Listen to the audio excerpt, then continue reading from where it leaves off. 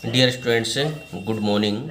Dear students, हम class 10th में हिंदी व्याकरण में व्यवहारिक व्याकरण में फर्स्ट चैप्टर जिसका नाम है रचना के आधार पर वाक्य भेद पढ़ रहे हैं। इसमें मैंने आपको पढ़ाया था कि वाक्य किसे कहते हैं। मैंने आपको वाक्य के विषय में बताया कि व्याकरणिक नियमों के अनुरूप शब्दों का व्यवस्थित एवं सार्थक समूह वाक्य कहलाता है। रचना के आधार पर वाक्यों के 3 भेद होते हैं। नंबर 1 साधारण या सरल वाक्य, नंबर 2 संयुक्त वाक्य, नंबर 3 मिश्र या मिश्रित वाक्य। इसमें मैंने आपको साधारण एवं सरल वाक्यों के विषय में समझा दिया कि साधारण एवं सरल वाक्य किसे कहते हैं। जिन वाक्यों में एक उद्देश्य और एक ही विधेय होता है, जिनकी क्रिया एक ही होती है, उन्हें सरल वाक्य कहते हैं। जैसे राम पुस्तक पढ़ता है। संयुक्त वाक्य के विषय में मैंने आपको पढ़ाया था कि संयुक्त वाक्य उन वाक्यों को कहा जाता है जिन वाक्यों में 2 या 2 से अधिक स्वतंत्र वाक्य जुड़े हुए होते हैं। यह स्वतंत्र वाक्य किंतु, परंतु, और, तथा, इसलिए, या, अथवा, अन्यथा, अतः आदि योजकों के द्वारा जोड़े जाते हैं। जैसे राधा आई और मीना चली गई। इसमें राधा और मीना इनके लिए और योजक शब्द के द्वारा जोड़ा गया है, इसलिए यह संयुक्त वाक्य कहलाएगा।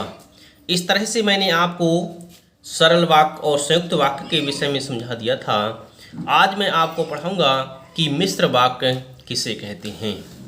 डियर स्टूडेंट्स, यह चैप्टर बहुत ही महत्वपूर्ण है, इसलिए आप इसे ध्यान से पढ़ें। मिश्र वाक्य उन वाक्यों को कहा जाता है जिन वाक्यों में एक से अधिक उपवाक्य पाए जाते हैं।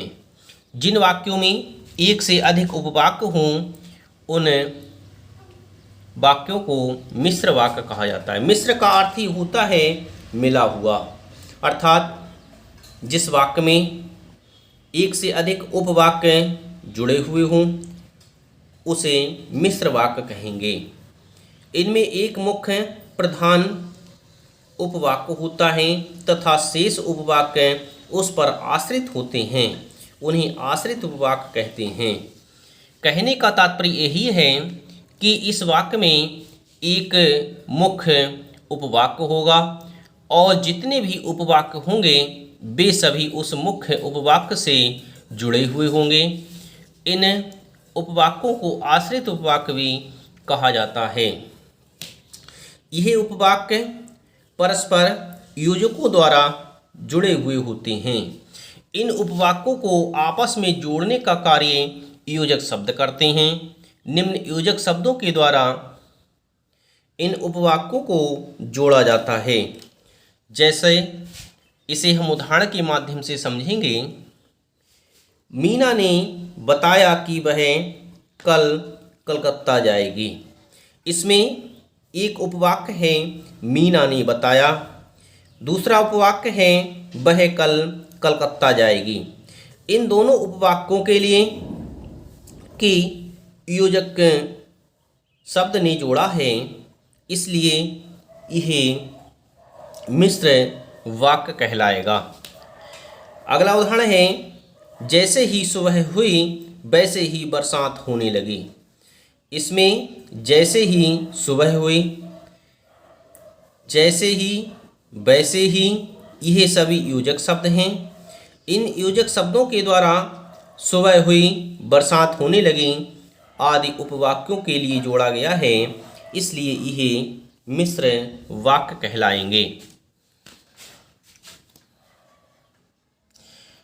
अगला उदाहरण है जो परिश्रमी होता है वह अवश्य सफल होता है। इसमें जो योजक के द्वारा दूसरे उपवाक्य को जोड़ा गया है, इसलिए यह मिश्र वाक्य कहलाएगा। इसी तरह से जिस लड़के ने नीली शर्ट पहनी है वह परीक्षा में प्रथम आया। इसमें जिस, वह, ये सभी योजक शब्दों के द्वारा जोड़ा गया है। जिस योजक शब्द के द्वारा इन दो उपवाक्यों को जोड़ा गया है इसलिए यह मिश्र वाक्य कहलाएगा।